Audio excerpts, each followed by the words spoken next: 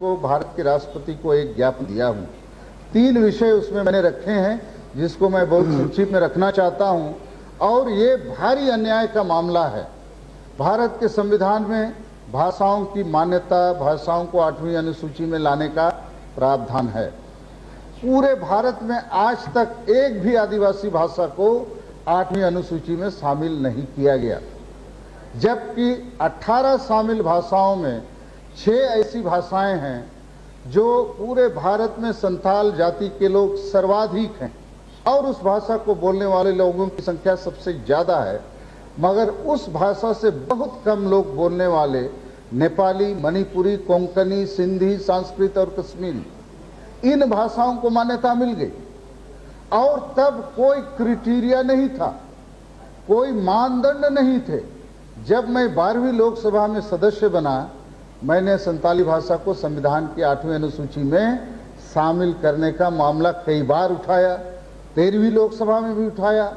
हर बार गृह मंत्रालय की तरफ से यही उत्तर संसद में भी दिया जाता रहा, लिखित रूप में भी दिया जाता रहा कि एक हाई पावर्ड बॉडी का गठन किया जाएगा, एक क्राइटेरिया इवॉल्व की जाएगी और उसके बाद ऐसी तमाम मांगों पर विचार किया जाएगा। लेकिन अभी अचानक बोडो भाषा को संविधान में शामिल करने के लिए एक बिल हाजिर हो गया और बोडो भाषा भाषियों की आबादी मुश्किल से 10-12 लाख है।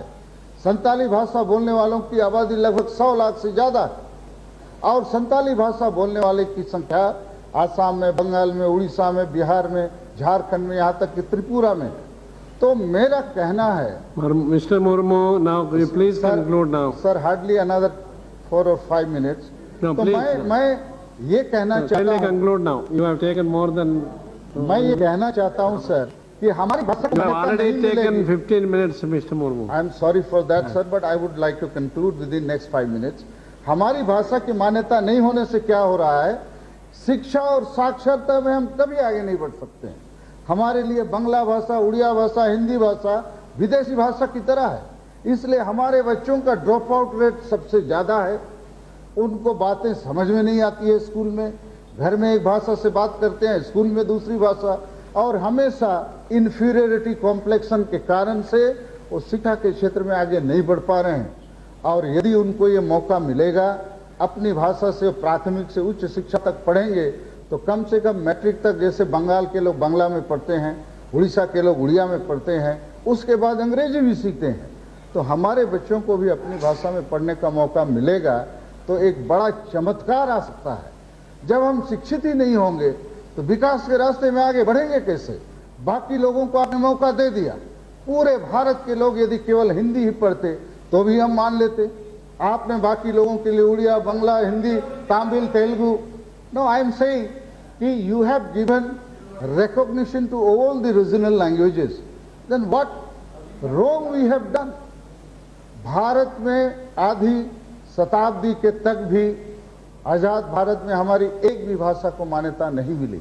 तो मेरा मांग है भारत सरकार से, इस पार्लियामेंट से, कि संताली भाषा को भी संविधान के 8वीं अनुसूची में शामिल किया जाए। मिस्टर मुर्मू। स्पीकर सर, मैं भारत के तमाम संतालों की तरफ से और भारत के तमाम आदिवासियों की तरफ से, भारत के प्रधानमंत्री, उप प्रधानमंत्री और इस सदन का संतालों की तरफ से, आदिवासियों की तरफ से आभार प्रकट करता हूं। और आज का दिन बड़ा ऐतिहासिक दिन है, क्योंकि भारत में 18 भाषाओं को मान्यता दी गई थी, उसमें एक भी आदिवासी भाषा नहीं था। आज पहला दिन है कि बोडो भाषा और संताली भाषा के रूप में 2 आदिवासी भाषाओं को मान्यता मिल रही है और इसकी मान्यता से आदिवासियों के बीच में शिक्षा का प्रचार और उनके बीच जो ड्रॉप आउट रेट है ये सब खत्म होगा और मुझे लगता है कि आगे बढ़ने का हमें एक बड़ा अवसर मिलेगा। और हम लोगों ने हाल में भारत के राष्ट्रपति और विरोधी दल के नेता को भी मिला और मैं इस पार्लियामेंट को बहुत धन्यवाद देना चाहता हूं, संताली में 2 शब्द बोलकर कि तेहें भारत ऋण संताल से खोज नोआ पार्लियामेंट, नोआ सरकार, आड़ी गुण मनाव सरहाव और जोहार। धन्यवाद।